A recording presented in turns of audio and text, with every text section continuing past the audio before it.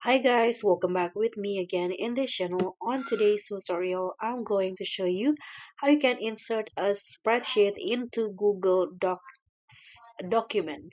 So in here, I've already opened both the Google Docs.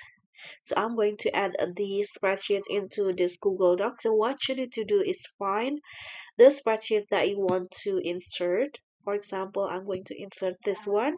Open the Google Sheets first, the file, and after that you can just copy the link of the file. You can copy in here. Just Control plus C on your keyboard and then open the Google Docs.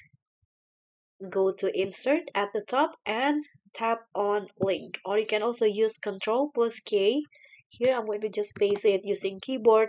So this is the file. Click on Apply and this is the Google Sheets. You can also change the name or edit the link in here. So that's all from me. Thank you so much for watching. Don't forget to like, comment, and subscribe. Also click on the thanks. Bye.